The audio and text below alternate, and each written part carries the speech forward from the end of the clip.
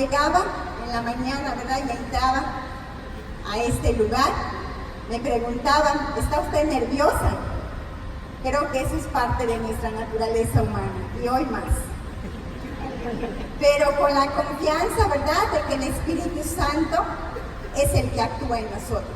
Nosotros somos instrumentos de Él. Vamos a hablar de un tema muy bonito, ya el Padre decía, ¿no? Las raíces de la Eucaristía en el Antiguo Testamento. Pero antes de entrar de lleno al tema, yo quisiera hacerles una pregunta. Levanten la mano los que aquí están casados. ¡Wow! Mira, es una maravilla de Dios. Bájela. Muy bien.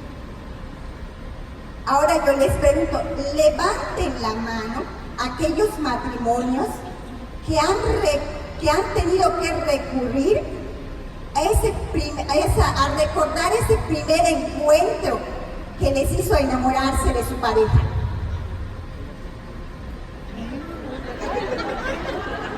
¿Qué pasó? ¿Sí me expliqué? ¿No?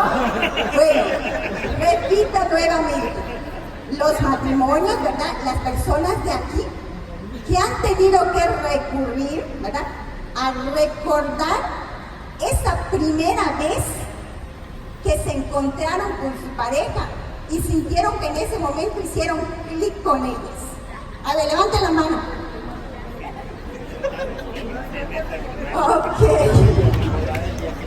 Ok.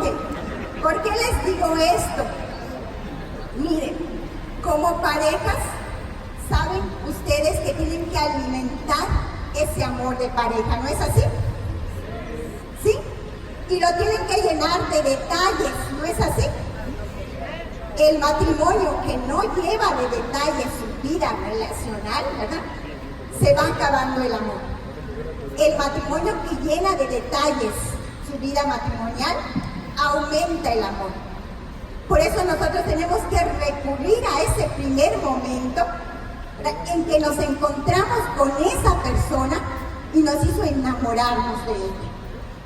Siempre lo tenemos que hacer presente para que nos enamoremos más de él.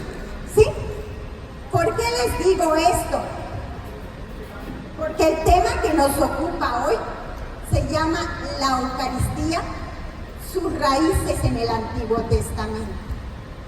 Cuando nosotros conocemos más a una persona, nos enamoramos más de esa persona. Cuando nosotros conocemos más a Dios, ¿qué pasa? Más nos enamoramos de Dios. Pero solo lo estoy escuchando aquí adelante, atrás no lo escucho. ¿Qué pasa cuando conocemos más a Dios? Así es. Entonces yo creo, ¿verdad?, que todos los que estamos acá queremos enamorarnos más de Dios. Entonces vamos a conocer un poquito nuestras raíces eucarísticas. ¿De dónde parten? ¿Por qué tenemos hoy esos signos tan hermosos en la Eucaristía? ¿Sí? No se preocupen si no se alcanza a leer muy bien, yo aquí lo leeré y lo reflexionaré con ustedes. El pueblo judío, ¿verdad?, como nos dice allá, para poder entender apropiadamente la fe y prácticas eucarísticas del cristianismo, uno debe dirigirse no solo al Nuevo Testamento, sino al Antiguo Testamento, también como a las prácticas y creencias judías antiguas. ¿Sí? Aquí no vamos a hablar de las prácticas judías de ahora, nos vamos a remontar al Antiguo Testamento. ¿Sí? Es allí, ¿verdad?, en estas prácticas judías, que se encuentran en el Antiguo Testamento y algunos libros, ¿verdad?, que han recogido esta tradición, en ellas vamos a encontrar su contexto y sus raíces últimas de la Eucaristía. Si nosotros lo conocemos, va a aumentar nuestro amor y va a aumentar nuestra fe. Que en fin es lo que buscamos, aumentar la fe. Si aumentamos nuestra fe, cada día somos más santos. ¿Sí? El Nuevo Testamento nos presenta al pueblo llevando una vida sencilla. La siguiente diapositiva, por favor.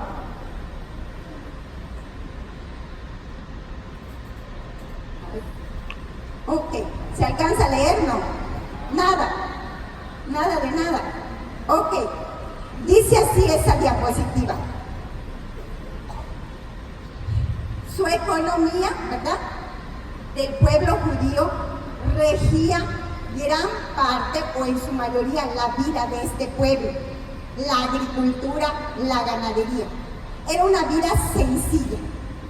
Sí, a ustedes ahorita vamos a ir recordando. Era una vida sencilla de este pueblo que Dios se había escogido. Agricultura, ganadería. Entonces ellos, en los pasajes del Antiguo Testamento, como también en el Nuevo Testamento, tienen mucho que ver las comidas. ¿Sí? Las comidas en el Antiguo Testamento, las comidas de Jesús en el Nuevo Testamento, ¿se acuerdan? ¿Sí? Muy importante. Entonces, ¿verdad?, el pueblo tenía esas imágenes de grandes banquetes. Los profetas del Antiguo Testamento hablan de grandes banquetes en el que el pueblo va a participar. Aunque no muchas veces, ¿verdad?, se realice este sueño del pueblo. ¿Sí? Porque vamos a ver que al pueblo judío no solamente le interesaban las comidas, había un aspecto más importante en estas comidas. ¿Se imaginan ustedes cuál es?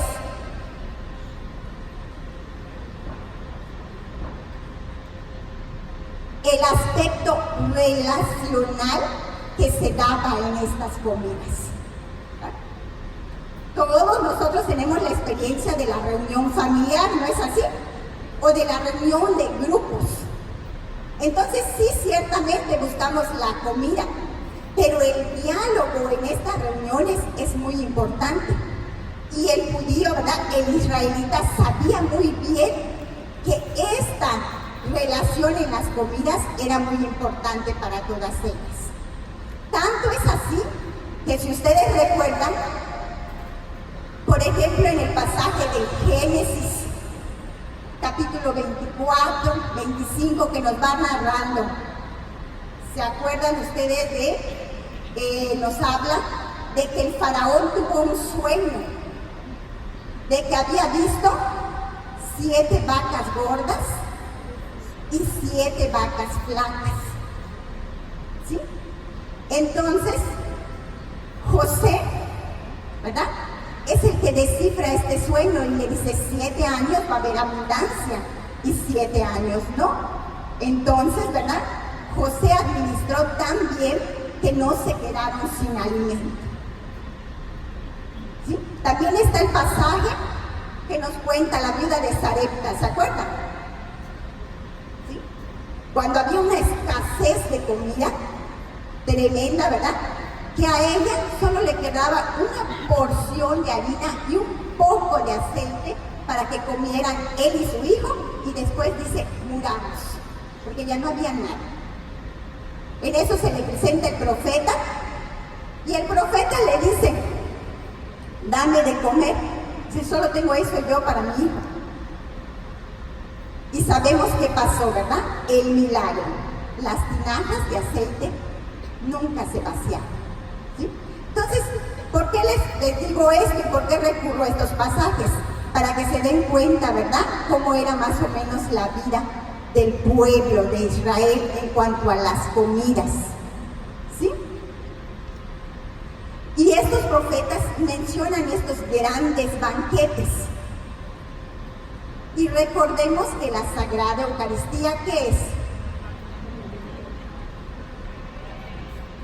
¿Qué es la Sagrada Eucaristía? Un banquete, una comida, exactamente. Entonces los profetas nos quieren llevar a esto, ¿sí? El pan es necesario para la vida. Por consiguiente, el hombre depende de su alimento, pero también depende de Dios. Quiero que prestemos atención. La hermana Fátima nos va a hacer el favor de leer Deuteronomio 8 del 2 al 3. Acuérdate del camino que el Señor tu Dios te ha hecho recorrer durante estos 40 años a través del desierto, con el fin de hacerte pasar necesidad y probarte, para ver si observas de corazón sus mandatos o no. Te ha hecho pasar hambre y necesidad, te ha alimentado con el maná, un alimento que tú no conocías, ni tampoco conocieron tus antepasados, para que aprendieras que no solo de pan vive el hombre, sino de todo lo que sale de la boca del Señor. Palabra de Dios. Te alabamos, Señor. Este pasaje de la Escritura es el libro del Deuteronomio, que pertenece al Pentateuco. O sea, estas palabras no son del Nuevo Testamento, sino que ya las tenemos en el Antiguo Testamento. Dice el Señor, días vendrán en que tendrán hambre, Amós, ¿verdad? Pero no el hambre, ¿verdad? Para hacer hambre de la palabra del Señor. ¿Sí? Bien, vamos a pasar entonces, después de esta breve introducción, para saber cómo esta comida, cómo estos banquetes ocupaban un lugar importante en la vida de Israel, al tema que nos ocupa. La siguiente diapositiva, por favor. A ver si se alcanzan a ver las imágenes, que eso me gustaría que se vea más que las letras.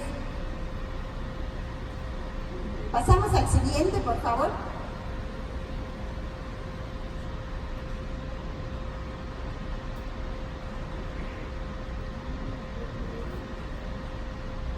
Sí. ¿Este se alcanza a ver un poco más? Sí. Qué bueno. Bien.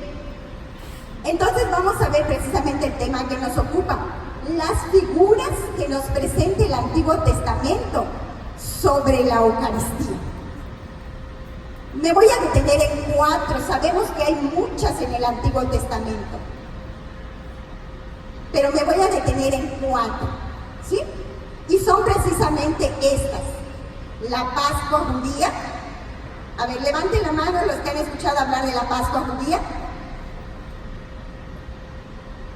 Ok, bájenla, ahorita vamos a verla. El maná, levanten la mano los que han escuchado del maná. Muy bien, bájenla. La realización del ritual de la alianza en el desierto con Moisés. Muy pocos, bájenla. El pan sagrado o los panes de proposición que estaban dentro del tabernáculo. Menos, ok, va. Vamos a tratar de ver estas figuras de la Eucaristía y ver los paralelos que existen con nuestra misa de hoy. Desde dónde vienen los signos que tenemos hoy en nuestra celebración. ¿Sí? Y vamos a empezar precisamente con la Pascua judía. La siguiente diapositiva, por favor.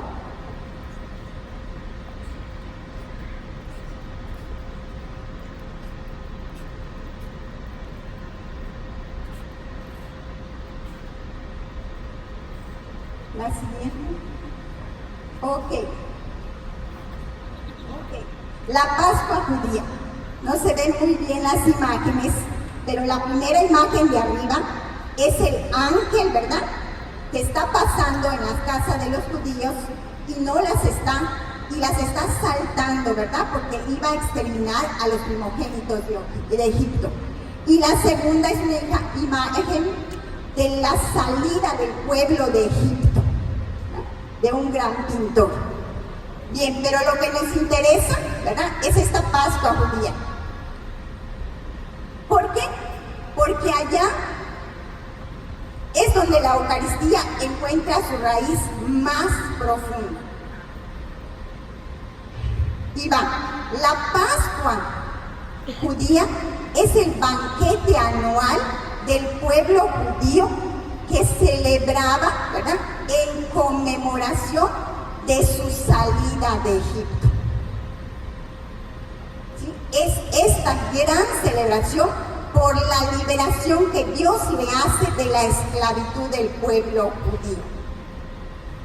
Vamos a escuchar Éxodo 12, 27. Les responderán: es el sacrificio de la Pascua en honor del Señor, que pasó de largo ante las casas de los israelitas en Egipto, cuando castigó a los egipcios y perdonó a nuestras familias. Entonces los israelitas cayeron de rodillas en actitud de adoración. Palabra de Dios. Te alabamos, Señor. Éxodo, ¿verdad? El pasaje que aquí acaban de leer, nos explica qué es la Pascua judía. Es precisamente ese paso, ¿verdad? Ese salto que Dios da de las casas de los israelitas para no matar a sus primogénitos. ¿Se acuerdan? Es la 10ª plaga. ¿Se acuerdan? Cuando el pueblo quería salir de Egipto y el faraón no se lo permitía.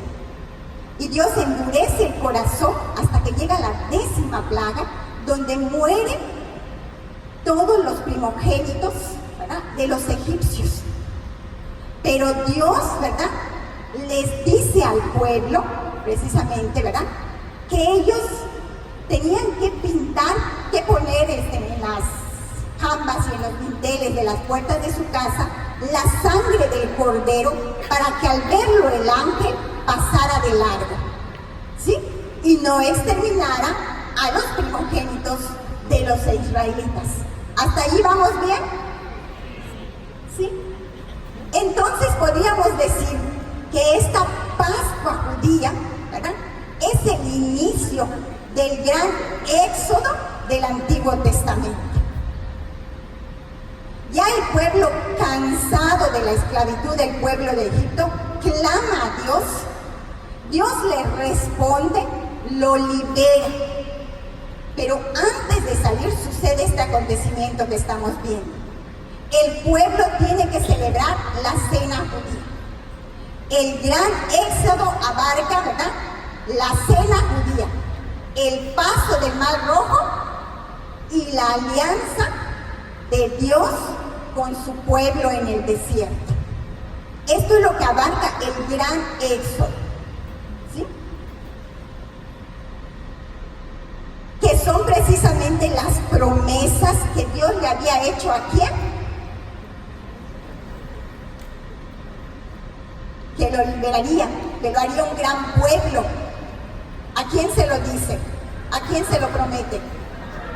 A Abraham, ¿verdad? Pues estas promesas, el pueblo de Israel se va dando cuenta de que se están yendo realizando. La siguiente diapositiva, por favor.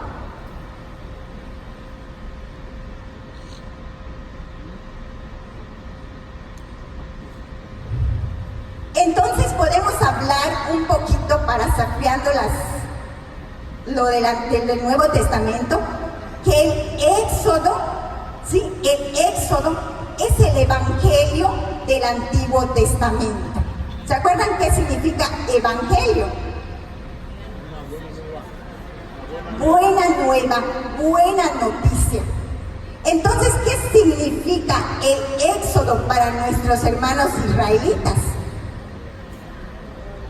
Buena noticia, que significaba que Dios los estaba salvando y que los seguiría salvando en el futuro. Eso no era cualquier cosa. Imagínense, ¿verdad?, siendo esclavos, ¿cuántos años? ¿Cuántos? 430 para ser exactos. Allí está en la Biblia, ¿verdad? Imagínense, trabajos duros y pesados. La promesa, el Evangelio, la buena noticia de un Dios que dice: yo te voy a arrancar de esa esclavitud y te llevaré a una tierra que emana leche y miel. ¿Sí? Entonces vemos cómo se va dando la intervención de este pueblo, de Dios en este pueblo. bendición de Dios se da en un sacrificio banquete. ¿Qué les pide el Señor? Se van a reunir por familia. Van a matar a un cordero joven, ¿sí? La sangre la va a montar en las camas y en los dinteles de las puertas. ¿Qué más? Se van a comer todo el cordero. Tenían que realizar esta cena para que diera cumplimiento la promesa del Señor. ¿Sí?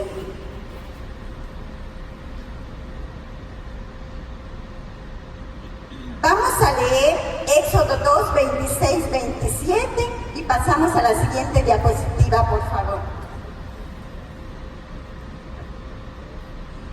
Y cuando sus hijos les pregunten, ¿qué significa este rito para ustedes?, les responderán: es el sacrificio de la Pascua en honor del Señor, que pasó de largo ante las casas de los israelitas en Egipto, cuando castigó a los egipcios y perdonó a nuestras familias. Entonces los israelitas cayeron de rodillas en actitud de adoración. Palabra de Dios. Te alabamos, Señor. El libro del Éxodo nos repite 2 veces cómo el Señor quiere que se lleve a cabo esta celebración. Él mismo da las indicaciones, ¿verdad? La primera es cuando Dios se la dice a Moisés. La segunda es cuando Moisés reúne al pueblo y se lo dice. Nomás para que nosotros signifiquemos la importancia que tiene esta cena judía. ¿Sí? Vamos a ver cada uno de los elementos, ¿verdad?, que abarca esta cena. Primero, ¿qué les pedía a Dios? Sacrificar al cordero. Un cordero macho de 1 año sin defecto alguno.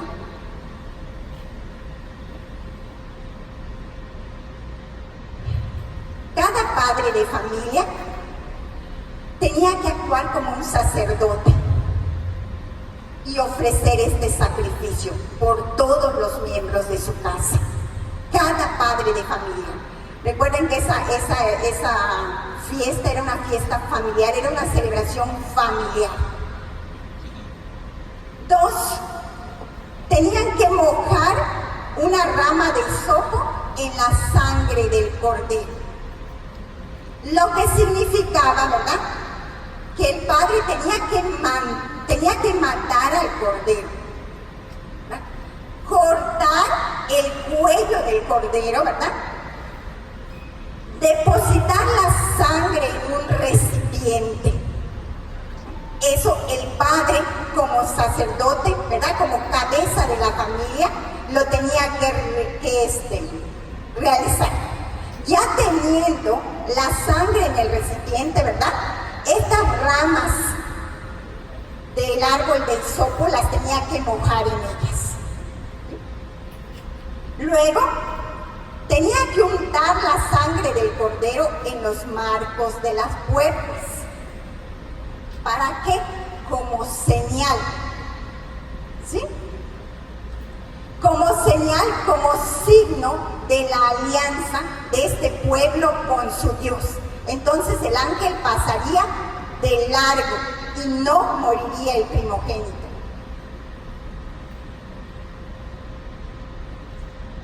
El siguiente, ¿verdad?, habría que comer el cordero. Y Dios, ¿verdad?, en las indicaciones que les da, este cordero se debía de comer todo, ¿verdad? Se debía de comer todo. Y si quedaba algo, se debía de quemar, ¿verdad? No debía de quedar nada para el día siguiente. ¿Sí? Por lo tanto, Dios les dice, la familia toda se tenía que juntar. Si la familia era muy pequeña para comer al cordero, que se junte con sus vecinos y que coman el cordero. ¿Sí? El sacrificio pascual no se completaba si no se comía el cordero. ¿Sí? Se tenía que comer todo el cordero y así se cumplía el rito. ¿Sí? Al término, ¿verdad? Una vez que este sacrificio era completado, Dios ordena que la Pascua sea celebrada cada año en primavera, no como recuerdo, sino como memoria. ¿Sí? ¿Qué es lo que tenemos ahora en nuestra celebración eucarística? No hacemos recuerdo, hacemos memoria de lo que pasó, ¿verdad?, en el Calvario. Me acuerdo ahorita, ¿verdad? No sé si ustedes han visto una película, yo lo he visto en caricaturas, que a veces los personajes de la película, cuando están presentando la vida de Jesús, ¿verdad?, como que los personajes entran a formar parte de la película, por ejemplo, vamos a ver, es la película de la Última Cena, ¿sí? Y hay unos personajes externos que nos están platicando sobre lo que pasó. Pero en un momento dado de la película, estos personajes, ¿verdad?, como que son parte, se hacen parte de la misma celebración. ¿Han visto alguna película así? Se sienten ellos que están, o sea, ellos nos están contando lo que pasó en la Última Cena. Pero de momento, ¿verdad?, estos personajes están allí sentados con Jesús viviendo la Última Cena. ¿Sí? Es lo que pasa con la memoria, ¿verdad? Nosotros no estamos recordando, nos estamos haciendo parte de. Por eso el judío, cuando celebra la Pascua, él no lo celebra como una persona ajena. Dice, yo fui liberado. Generaciones más adelante no dice mis padres o mis antepasados fueron liberados, sino que dice, yo fui liberado. Él se siente liberado porque ha sido liberado. ¿Sí? Y así nosotros, cuando celebramos la Eucaristía, ¿verdad?, no somos meros espectadores, somos parte de la celebración. Ese momento estamos viviendo nuevamente el banquete sacrificial, y ahorita lo vamos a ver más adelante. ¿Sí? Esto es lo que es la Pascua judía. Bien. Ay, me cayeron. Ahora vamos a pasar en lo que ahora celebramos en la misa. ¿Qué relación o qué paralelos vamos a encontrar en esta cena judía con la última cena de Jesús con los apóstoles? Porque para los judíos del siglo I, aquí vamos a remontarnos con Jesús, ¿verdad? Siglo I, Jesús ya celebrando la última cena con sus apóstoles. Jesús en esta cena instituye la nueva Pascua. ¿Sí? La noche de la última cena, Jesús celebra la Pascua judía, ¿verdad? En el Nuevo Testamento, los sinópticos armonizan un poco con que Jesús sí celebró la cena judía. El que difiere un poquito es Juan, pero eso es tema, ¿verdad?, de otro momento. Lo importante, ¿verdad?, que nosotros entendamos los paralelos que nos ayudan entre la cena judía del Antiguo Testamento y la misa que nosotros tenemos hoy. Esa noche, Jesús pronuncia las palabras, ¿verdad?, que consagran su propia sangre. Ya no va a utilizar la sangre del cordero, sino que es la sangre del mismo Jesucristo que se ofrece como sacrificio, banquete para nosotros. ¿Sí? Cristo es el nuevo cordero, es el cordero que se ofrece a sí mismo para para la salvación y liberación de todos nosotros. ¿Sí?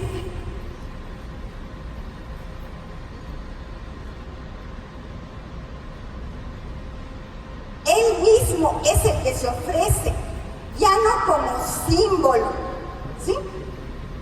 Ni un recuerdo, sino que como en la Pascua judía, hay que comer el cordero para completar el rito. Los judíos, ¿verdad?, se les pedía comer todo el cordero. A nosotros, ¿verdad?, para que se complete este rito que Cristo instituye en esta última cena, tenemos que comer al cordero. ¿Y quién es el cordero? Cristo, para que se complete esa salvación en nosotros. ¿Verdad? Vamos a leer el de Juan 1:29, San Juan 1:29, vamos a corrernos un poquito.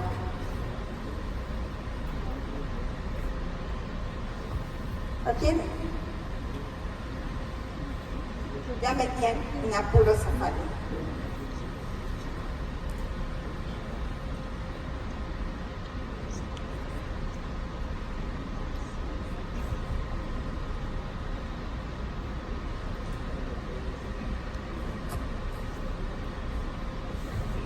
Al día siguiente, Juan vio a Jesús que se acercaba a él y dijo: Este es el Cordero de Dios, que quita el pecado del mundo. Palabra del Señor. Gloria a ti, Señor Jesús. Aquí Juan nos está señalando quién es el Cordero. Este es el Cordero de Dios que quita el pecado del mundo. Lo que significa que yo en la celebración eucarística, ¿qué tengo que hacer? ¿Qué me toca a mí hacer en la celebración eucarística? ¿Qué? No oigo. Comer al Cordero, comer a Cristo para que se complete el ritual, para que yo alcance la salvación. ¿Sí? Entonces, tenemos todos los que participamos de este sacrificio, banquete que es la Eucaristía, ¿verdad?, comer al Cordero. Por eso, ¿verdad?, todos los que lo recibimos estamos en gracia, pues no tenemos ninguna dificultad que no nos permita recibirlo. Todas las Eucaristías que participemos tenemos que recibirlo. ¿Sí? Y los que no, ¿verdad?, creo que muchos de ustedes experimentan ese deseo de querer recibirlo y no poder recibirlo. Entonces creo que es un buen momento, ¿verdad?, de buscar la resolución del conflicto en la medida de sus posibilidades y recibir este cuerpo de Cristo que nos otorga la salvación, el perdón de los pecados. ¿Cómo reconocen los israelitas del siglo I, ¿verdad?, que Jesús es el Cordero? Si ustedes se dan cuenta, se están dando todos los signos que se dieron en la Pascua, ¿verdad?, con Jesús. Él es el Cordero de Dios que quita el pecado del mundo.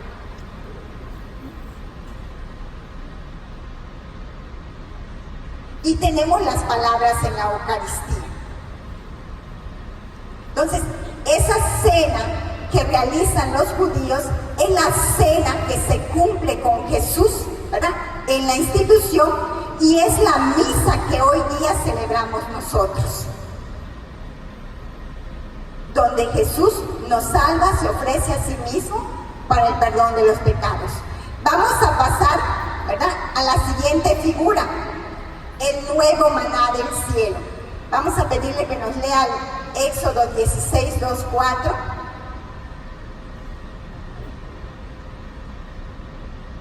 La comunidad de los israelitas comenzó a murmurar contra Moisés y Aarón en el desierto, diciéndoles: Ojalá el Señor nos hubiera hecho morir en Egipto, cuando nos sentábamos junto a las ollas de carne y nos hartábamos de pan. Pero ustedes nos han traído a este desierto para hacer morir de hambre a toda esta gente. el Señor dijo a Moisés: mira, voy a hacer llover del cielo pan para ustedes. El pueblo saldrá todos los días a recoger la ración diaria. Así los pondré a prueba, a ver si actúan o no según mi ley. Palabra de Dios. Te alabamos, Señor. El día 15 del segundo mes, ya agotadas las provisiones, el pueblo de Israel comienza a murmurar contra Moisés y Aarón. Allí teníamos ollas suficientes de comida, ¿por qué nos trajiste a morir en el desierto? Murmurar contra Moisés y Aarón es murmurar, ¿verdad?, contra Dios mismo. Pero Dios responde nuevamente. Dios responde, es su pueblo. Y vemos la respuesta de Dios, que tiene un significado doble. Por la mañana les envía el maná, ¿sí? Y por la tarde dice que cae una manada de codornices, ¿verdad? Carne.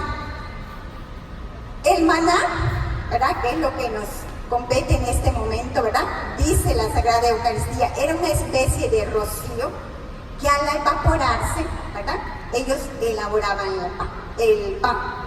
Y dice, ese maná, ¿verdad?, sabía a miel. La Sagrada Escritura, los autores sagrados, ¿verdad?, al escribir lo que Dios le estaba diciendo, todo tiene un porqué. ¿Se acuerdan qué le prometió Dios a Abraham, verdad? Cuando le dijo, te llevaré a una tierra que emana leche y miel. Entonces se va allí descubriendo, ¿verdad?, el paso de Dios en los acontecimientos diarios de su pueblo. Entonces el israelita se da cuenta, Dios nos sigue cumpliendo sus promesas. Nos da un anticipo de lo que nos ha prometido para alentarnos en el camino. Entonces ellos sabían muy bien, ¿verdad?, que ese maná que Dios les estaba dando en ese momento era una figura, ¿verdad?, de lo que ellos recibirían más adelante. Es ese alimento que no era cualquier alimento, ¿verdad? Era un alimento celeste, como dice el libro de los Salmos. ¿Sí? Dios, ¿verdad?, les promete que los llevará a su casa y ellos están descubriendo que ciertamente están caminando hacia la casa que Dios les ha prometido. ¿Sí? En el Nuevo Testamento, ¿verdad?, ya con Jesús en el Evangelio, habla de esta esperanza judía, de un nuevo maná, y la relaciona precisamente con la Eucaristía. Nada más voy a tocar dos puntitos, ¿verdad? En el griego original, cuando nosotros rezamos el Padre Nuestro, dice así: Padre nuestro que estás en el cielo. En la parte que dice, danos hoy nuestro pan de cada día. Este de cada día, ¿verdad?, de cada día, en el griego original, ¿verdad?, tiene un significado muy profundo. Ciertamente, ¿verdad?, es que Dios nos va a dar nuestro alimento cada día, pero va mucho más allá. Significa que ese alimento es supernatural, que va más allá de lo natural, va más allá de lo que nuestros ojos alcanzan a ver. Muchas veces es la pobreza de la traducción la que no nos permite entrar en el contexto del significado propio de lo que nosotros rezamos. Pero eso de cada día es esto. Cuando lo recen no es, sí, me está dando mi alimento de cada día, pero ese alimento de cada día es Jesucristo que viene a mí cada día, cada vez que yo recibo la Eucaristía. Por tanto, ¿verdad?, Jesucristo es el nuevo maná. Los israelitas, estos signos eran tan claros para ellos, que les permitieron ir descubriendo, ¿verdad?, que esto del Antiguo Testamento, ¿verdad?, que compete al Éxodo, se estaba cumpliendo en la persona de Jesús. Entonces Jesús es el nuevo maná que se nos da como alimento cada día y que nosotros tenemos que recibir con mucho ánimo. ¿Sí? Y también tenemos después de eso del Padre Nuestro, también tenemos, ¿verdad?, ustedes, el discurso que Jesús hace en la sinagoga de Cafarnaúm. Me voy a permitir leerlo, que Fátima lo lee, es un poquito largo, pero vamos a prestarle atención. Juan 29:35. Jesús respondió: esto es lo que Dios espera de ustedes, que crean en aquel que Él envió. Ellos contestaron: ¿qué señal puedes ofrecernos para que al verla te creamos? ¿Cuál es tu obra? Nuestros antepasados comieron el maná en el desierto. Como dice la Escritura, les dio a comer pan del cielo. Jesús les respondió: les aseguro que no fue Moisés quien les dio el pan del cielo. Es mi Padre quien les da el verdadero pan del cielo. El pan de Dios viene del cielo y da la vida al mundo. Entonces le dijeron: Señor, danos siempre de ese pan. Jesús les contestó: yo soy el pan de vida. El que viene a mí no volverá a tener hambre. El que cree en mí nunca tendrá sed. Palabra del Señor. Te alabamos, Señor. Entonces nos damos cuenta que aquí Jesús es él mismo proclama que es el nuevo maná, que el que coma de ese pan no sentirá más hambre. Entonces, ¿verdad?, claramente nos estamos dando cuenta que este nuevo maná, ¿verdad?, no es algo natural, sino es algo sobrenatural. Es el mismo Cristo, ¿verdad?, que se nos da hoy, como el maná que recogían nuestros padres diariamente para alimentarnos. Así Cristo hoy es el nuevo maná que se nos da en la Eucaristía para alimentarnos. ¿Y cómo no querer recibirlo? Y recibirlo diariamente, en la medida de las posibilidades. El Catecismo de la Iglesia Católica, sabemos que el Catecismo de la Iglesia Católica, ¿verdad?, es donde se encuentra concentrada la doctrina de nuestra fe. Vamos a escuchar el número 1389, que precisamente nos aconseja cómo recibir esta Sagrada Eucaristía, este nuevo maná que es Jesucristo. La Iglesia obliga a los fieles a participar los domingos y días de fiesta en la Divina Liturgia y a recibir al menos una vez al año la Eucaristía, si es posible en tiempo pascual, preparados por el sacramento de la reconciliación. Pero la Iglesia recomienda vivamente a los fieles recibir la Santa Eucaristía los domingos y los días de fiesta, o con más frecuencia aún, incluso todos los días. Muy bien. ¿Se dan cuenta de esto?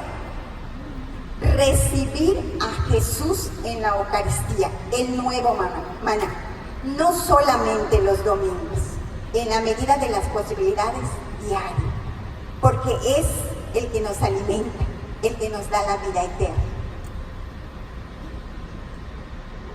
Y ya para concluir, ¿verdad?, voy a pasar rapidito a la otra figura, que es la alianza en el desierto. ¿Sí? Ahí Dios, ¿verdad?, le pide a Moisés la institución de esta alianza que es fundamental, ¿verdad?, en las relaciones entre Dios y su pueblo. ¿Qué utilizan, verdad, en ese ritual? Sangre del cordero. Matan al cordero, se llenan las vasijas, y ¿qué hace Moisés con esa sangre? Había una piedra que representaba a Dios, ¿sí? Habían 12 piedras, 12 estelas que representaban a las 12 tribus de Israel, ¿sí? Y estaba todo el pueblo congregado, donde iba a sellar esa alianza con Dios. ¿Qué hace entonces Moisés, verdad? ¿Qué le pide Dios hacer en ese momento? Él toma la sangre, ¿sí? Rocía la piedra que representa a Dios, rocía las 12 estelas, y cuando el pueblo proclama, sí, nosotros serviremos al Señor, el pueblo, ¿verdad?, es rociado también con esa sangre. La sangre para el pueblo de Israel era importante, porque ellos decían que en la sangre, ¿verdad?, estaba la vida, de allí surgía la vida. Y ellos querían una vida en común entre Dios y ellos. Entonces, para sellar esta alianza de vida, ¿verdad?, que se hiciera fuerte, era necesario que tanto la piedra que representaba a Dios, como las 12 estelas que representaban a las 12 tribus de Israel, como el pueblo que le estaba diciendo en ese momento sí a Dios, se comprometiera. Y por eso Moisés asperja, ¿verdad?, a todo el pueblo con la sangre. Ahí estaba la vida. ¿Qué hacemos nosotros en la Eucaristía? Recibimos a Cristo en su cuerpo y en su sangre. Cuando nosotros recibimos la Eucaristía, la hostia que conocemos, ¿verdad?, sabemos que cuando nosotros recibimos la hostia, estamos recibiendo el cuerpo de Cristo. ¿Y la sangre? ¿Qué pasa? Cuando nosotros recibimos la Sagrada Eucaristía en la hostia, ¿verdad?, aunque no se nos dé a beber la sangre, allí en la hostia está toditito Jesús, en su cuerpo, en su sangre, en su alma y en su divinidad. Está todito. Entonces, fíjense que nosotros, ¿qué estamos haciendo nosotros cuando recibimos la Eucaristía? Estamos sellando esa alianza de vida con Dios. No es cualquier cosa. Le estoy diciendo a Dios, sí voy a servirte, sí quiero vivir tu vida, y la estoy sellando con sangre, con su cuerpo, que Él, ¿verdad?, se ofrece por nosotros. Entonces, cada vez que recibamos la Eucaristía, es esa alianza que nosotros estamos renovando con Dios. Le estamos diciendo, sí, yo, tú y yo para siempre. Tú me vas a dar la fuerza para vivir, para alcanzar las promesas y gozar del banquete suntuoso, ¿cómo se dice?, que me tienes prometido, el cielo, contigo. Es lo que esperamos. Entonces veremos a Dios cara a cara, porque aquí nosotros le dijimos sí, sellamos esa alianza. Tú con Dios, yo y Dios. Es la alianza de Dios con nosotros. Entonces, cada vez que nosotros participemos de la celebración, no nos sintamos meros espectadores. Porque el que se siente mero espectador no está siendo partícipe de ese gran sacrificio, banquete, en el que Cristo se ofrece nuevamente por ti y por mí. ¿Sí? Avivar, ¿verdad? Ya con esto termino. Avivar siempre el deseo de recibirlo con más fervor, con más amor y con más entrega. Que así sea. En el nombre del Padre, del Hijo y del Espíritu Santo.